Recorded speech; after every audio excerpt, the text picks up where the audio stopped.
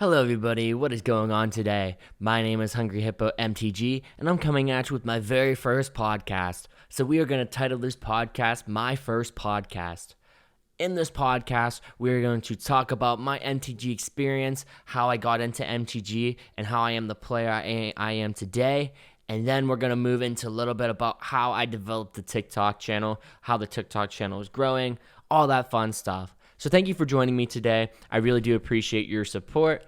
So I really want to make this a nice long series. In order to do that, I need help coming up with some ideas. So if I just ask you, please, in the comment section, comment some ideas for future podcast videos. I would love to talk about whatever you want to hear about. I want to cater my content toward my audience. So anyways, diving into how did I get into MTG? How did this transpire? All this sort of fun stuff. So this was probably back around 9th or 10th grade in high school. So this would probably be about 7 or 8 years ago. It's crazy to think how long ago that was. Wow. But anyway, 7 or 8 years ago, I heard some of my buddies were playing this game. So at first I thought it was kind of weird. I was like, I really don't want to get into that stuff. It sounds like a money pit, which in all honesty, if you really know how to play Magic, it is definitely a money pit. But anyways, I thought it was a money pit. I thought it was kind of like a waste of time. I was like, But then one day I was at my buddy's house and we had a couple friends over and they were thinking about playing Magic. And I thought, I might as well get into it. It's something fun to do, something I want to get into. So I asked them, I was like, how do I get into this game? And like they really jumped at that opportunity. So they ended up driving me out to Walmart. I got one of those crappy Planeswalker decks, if anybody remembers those back in the day. I think it was like the Tezzeret one. It's been a minute. But anyways, purchased that deck and then got to playing. It was a pretty cool experience overall. Definitely not what I was expecting. Definitely a lot of rules to it. And even today, I'm still learning rules. I'm sure everybody knows about that. But it was just a different experience. So I'm one of those people where I really enjoy mind games. I really enjoy getting the mind to work. I really enjoy that sort of thing. So this is what was cool about it, is that it used my imagination along with combining the different math skills. It was sort of like chess, but chess with art. It was really cool in that way. So I kept playing with that deck. Started to get kind of bored of it because honestly, if anybody knows those Planeswalker decks, they were not good. They were not really that streamlined. So I really wanted to venture out. So this is where my uncle eventually brought me and my brother to a local game store. So I forgot to mention, I got my brother into the game as well. So at least I had somebody to play with all the time. Anyways, we went to our local game store and we were able to purchase 60 card decks there that we built just out of the bulk. So what's nice is these decks, they weren't necessarily streamlined, but they kind of had a taste that they were our own. I think the first deck I quote-unquote built, I got some help from my uncle, obviously, but the first deck I quote-unquote built was a burn deck. If anybody knows what that means, it's definitely an easy deck to build. I highly recommend it to anybody new out there trying to get into Magic. Definitely straightforward. But anyways, so I built that deck and it was definitely nice. A lot of people started to hate me though, because my friends, a lot of them just had those Planeswalker decks. And if anybody knows, a burn deck is definitely going to destroy a Planeswalker deck any day of the week. Let's be legit. Mono red for the win.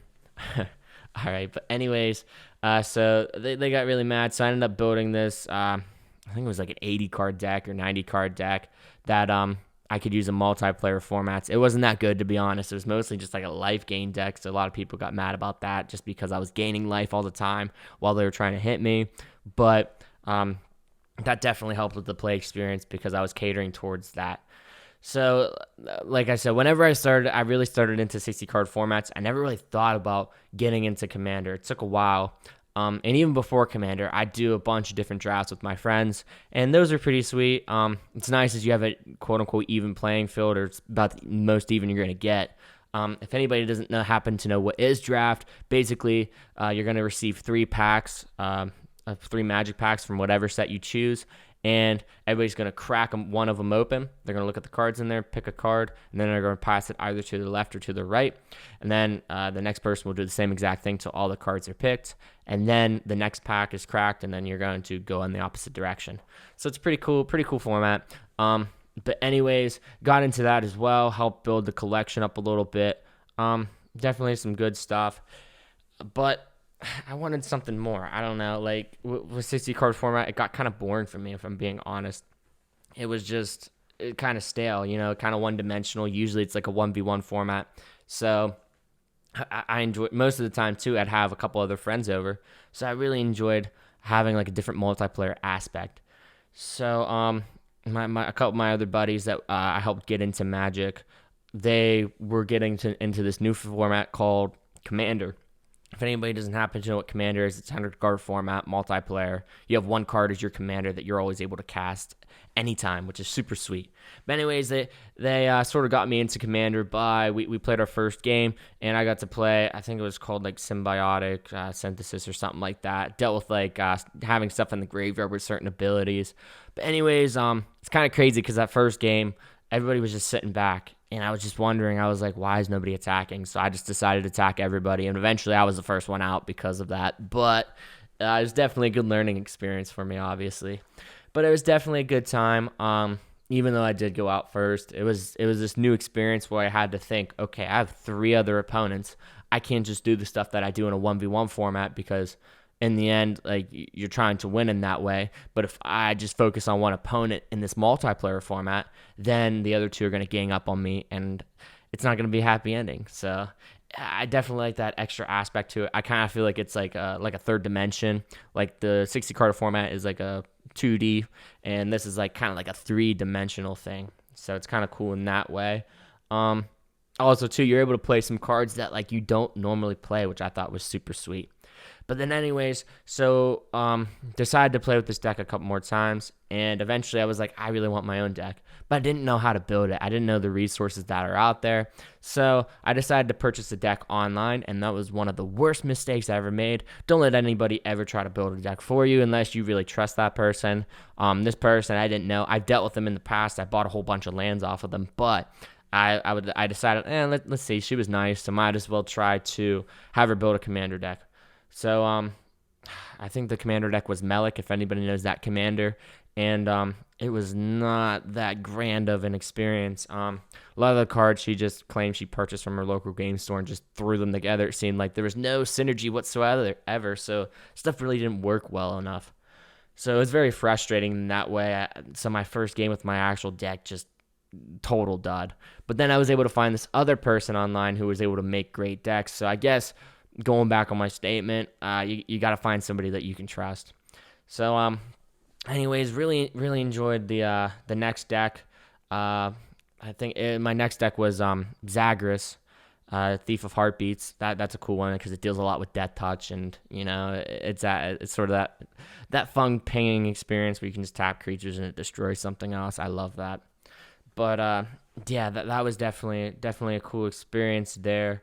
And eventually, I just decided to venture out, and I wanted to get more into Commander. So I just bought a whole bunch of decks. I think currently, right now, I probably run out about 14 or 15 different decks, and a lot of them range in budget anywhere from like probably like $1,000 all the way down to like $40 or $50. So if anybody out there that's interested in Commander, there are a bunch of different budget options out there. A lot of it just depends on your play group.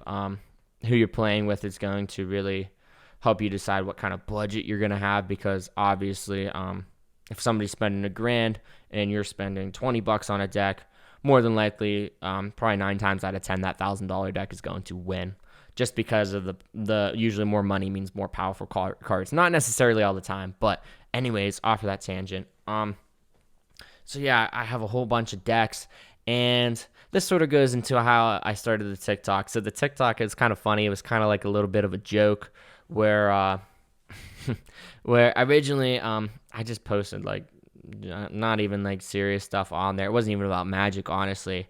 And then I decided to post a couple of videos in my one apartment there, just as some of the pack openings I had. And it started to gain traction, so I deleted that other video off of there. I think or it might have been privatized. I don't know. Anyways, I took that other video down, and like I started getting like 1,000 views or 2,000 views, and in my eyes, that's a pretty decent amount. I'm used to YouTube video views because I used to have a YouTube channel, And so 1,000 views on YouTube is like a whole ton. On TikTok, it's decent, but it's not like the 200,000 views that some of these other videos are getting. But anyways, I saw I got 1,000 views, so I was like, might as well try to make more videos. So I made more TikTok videos under the name BHard628, and those eventually started to gain traction as well. Well, I make music under my name BHard628, so I didn't want people getting confused. If people look up BHard628 on TikTok and then they look it up on YouTube, they see a music channel versus a Magic the Gathering channel, they're not going to have any clue what's going on. So that's why I rebranded my name to Hungry Hippo MTG. And I'm sure you're wondering why did I choose Hungry Hippo MTG in the picture of Feldogriff? Well, Feldogriff is kind of just like a meme to me. The commander itself is kind of just funny. It's like a best group hug commander in my opinion. So I have a deck of it. It's super sweet. There's just really no point to playing it for me because it just messes with other people. But yeah, I really wanted to brand myself around Hungry Hippo MTG. And currently I'm still posting videos, if you notice. I try to post videos every now and then. Not posting videos as often. But also I do have a Discord channel as well. My Discord channel is on my TikTok, and I'll link it in the comment section of this video. So if you happen to want to talk about MTG, look for some people to play some games with, have any questions about that, feel free to talk in that Discord. That's what that Discord's for. It's for anybody to talk about MTG. You don't even have to talk about Hungry Hippo. It's just to make the community better. So overall, that's my experience with learning MTG. Sort of how I developed the TikTok channel and where I am today. So thank you so much for listening to me. I really do appreciate your time. If you can comment in the comment section some ideas for future videos, I would love to hear what you have to say. It's nice to hopefully get some feedback from the community so I can listen to you and make more content geared towards your needs and whatever you want to listen to. So again, thank you so much. Don't forget to join the Discord. And thank you so much for the support. All right, have a blessed night, and we will catch you later.